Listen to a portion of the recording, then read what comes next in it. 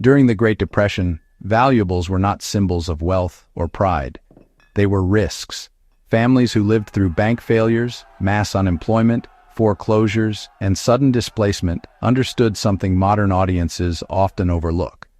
Concentration invites loss. Keeping everything in one place was an invitation to have everything taken at once. This reality shaped how people handled cash, jewelry, documents, tools, and even food. Survival depended on dispersal, not accumulation. Homes were no longer guaranteed safe spaces. Banks failed overnight. Landlords seized property without warning. Relatives disappeared in search of work. A single event could wipe out years of effort. Families adapted by breaking up what little they had and spreading it across locations, people, and concealment methods. This wasn't paranoia, it was experience-backed caution. By 1933, over 9,000 American banks had collapsed. Depositors lost everything because there was no federal insurance protecting savings. Families watched neighbors line up at locked bank doors, savings trapped behind paper promises that meant nothing. Those who survived financially learned fast that placing all assets in one institution was a fatal mistake. As a result, families divided money across cash on hand, informal community lending circles, trusted relatives, and sometimes multiple banks in different towns. Some kept small sums hidden at home, not for convenience, but because accessibility during emergencies mattered more than interest or security. The lesson was simple. If one system fails, another must still function. Well, applied today, this mindset translates directly into survival planning. Relying solely on digital banking or just one account or maybe one payment platform creates the same kind of vulnerability folks faced back then. So, diversifying access to funds, keeping emergency cash in separate secure locations, and maintaining redundancy, well, that really mirrors Depression-era logic, just without any of the nostalgia. Foreclosure was common back then. Eviction could happen with little notice, sometimes overnight. Families learned that hiding all their valuables in one house meant losing everything the moment the house was lost. So many folks hid items off property, buried small caches on land they trusted, or left things with neighbors or relatives who were, at least for the moment, less exposed. Jewelry was often divided piece by piece, not stored together. Important papers, well, those were wrapped in oilcloth and hidden separately from cash. Tools were loaned out strategically so no single confiscation could strip a family of all their productive capacity. People just assumed displacement was possible and honestly planned accordingly.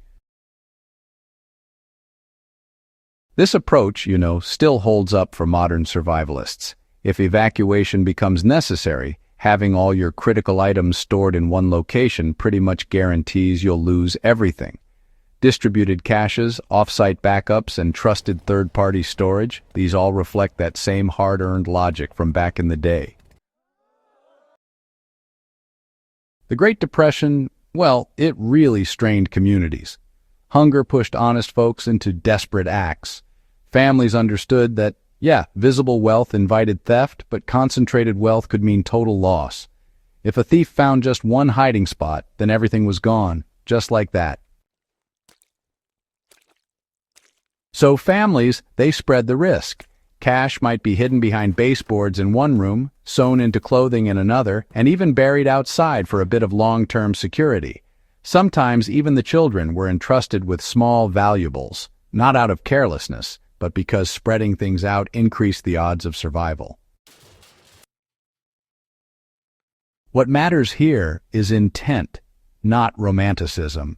These were, calculated decisions based on observed behavior. Modern equivalents include separating emergency supplies, not storing all tools together, and making sure that no single breach compromises everything. Sentimental attachment was a luxury many could not afford. Families, assessed valuables based on barter potential, durability, and concealability. Gold rings could be traded, watches could be repaired or exchanged, silverware could be sold piece by piece. Keeping these items together, it just reduced flexibility. By separating valuables, families retained options. One item could be sacrificed without destroying long-term security. This modular thinking is, honestly, critical for modern preparedness. Assets should be divisible. Supplies should be usable independently. Nothing essential should exist as a single point of failure. When formal systems failed, trust networks emerged. Families stored valuables with relatives in different towns, sometimes under different names. Church leaders, shop owners, and farmers became informal custodians. These arrangements weren't blind trust. They were reciprocal and often documented verbally within tight-knit communities. This distributed trust model allowed families to survive even when one area collapsed.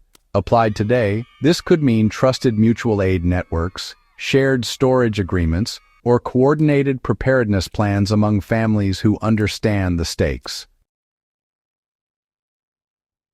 Knowledge of hiding places was compartmentalized. Not everyone knew everything. This reduced the risk of total loss under pressure, coercion, or panic.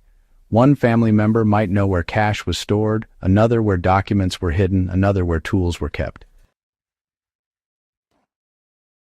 This principle is just so critical in modern survival planning. Over-centralized knowledge, well, that's a real vulnerability if you ask me.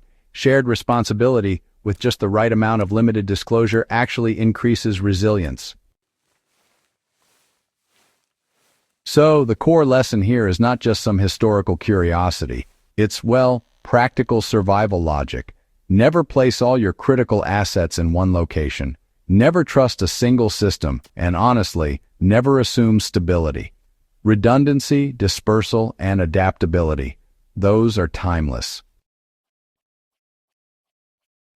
A modern application, for example, could involve splitting your emergency funds between physical cash, multiple accounts, and maybe even trusted contacts. Important documents, they should exist in both physical and digital forms, stored separately. Tools, medical supplies, and food. Don't put all those eggs in one basket. Don't keep them all in one room or building. Your plan should assume disruption, not continuity. The families who survived the Great Depression, they weren't just lucky. They were adaptive. They treated their valuables as tools for survival, not as trophies. They understood, plain and simple, that security comes from distribution, not concentration. If this breakdown added depth to your understanding of survival history and practical preparedness, go ahead and subscribe to Battlefield of Survival. Share this guide with others who value hard-earned knowledge and keep these lessons alive. History only matters if we apply it.